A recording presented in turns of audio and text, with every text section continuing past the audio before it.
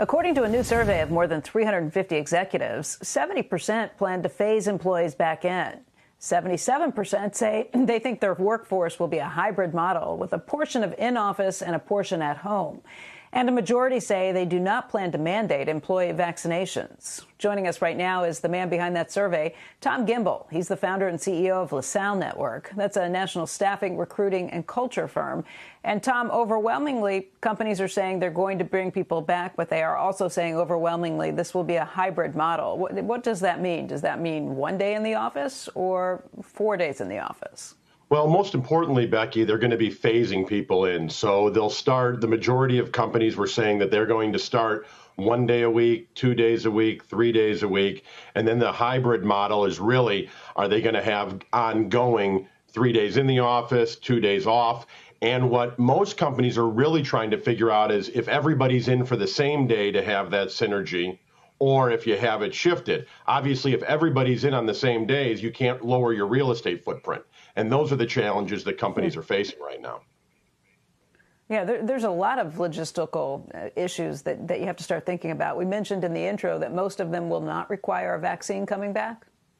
Yeah, most will not require a vaccine. Over half said they're not going to require a vaccine, which is a really interesting dynamic because usually with any sort of medical situation, you have HIPAA violations and what you can or can't do. But with COVID and the vaccine, you know, it's really up in the air of whether companies can mandate people getting the vaccine in order to re-enter the office. So there's still this kind of middle ground of not knowing how things are going to pan out from both a legal standpoint and a legislative standpoint.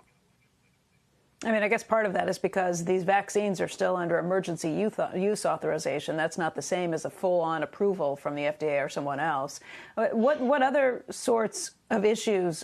I mean, a lot of time's being spent on these logistical issues. You think it's really other issues that the companies need to think about and haven't yet. What is that? Yeah. Two of the top issues that companies are worried about are, number one, reentry and onboarding of employees. So getting them from working in a really quiet space, usually in their home, to now being in a lot of companies where open offices and bullpen environments were the norm.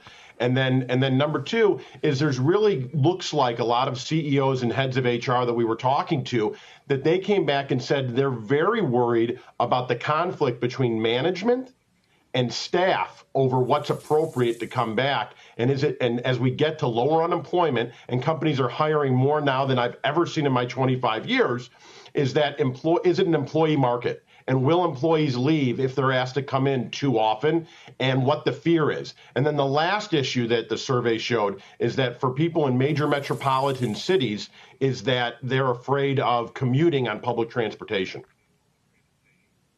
So what's a company supposed to do about that? It seems like if you're in New York or San Francisco or LA or one of those major metropolitan areas like Chicago, how do you get around that?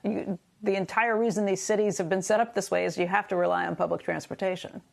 Well, there's got to be a trust. And I think that that's what's been lost over the last few years and hopefully is starting to come back, is there has to be a public-private trust between our citizens and our government that what they say they're doing, they're actually doing. And we're seeing right now in major metropolitan cities that we work in is that actually public transportation, some of the cleanest areas that people are taking, but there's fewer people. And what? Do you want to be sitting next to somebody? When's the last time you were on the New York City subway? I know, sorry, but when's the last time you were on a New York City subway, Tom? When was the last time anybody was on a New York City subway?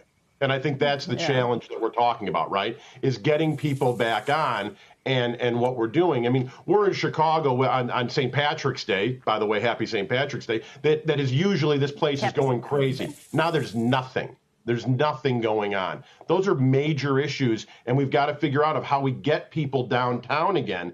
And the real challenge facing CEOs and corporate teams is it's not always what the employee wants that's best for them. And I'm not an anti-employee thing. This is really a new era that we're facing. But sometimes people do want to be told, what do you want me to do? If you give everybody the option of eating pizza and having ice cream every night for dinner, most people are going to take it.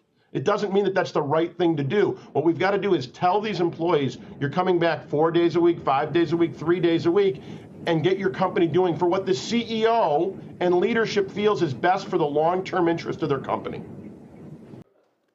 Shepard Smith here. Thanks for watching CNBC on YouTube.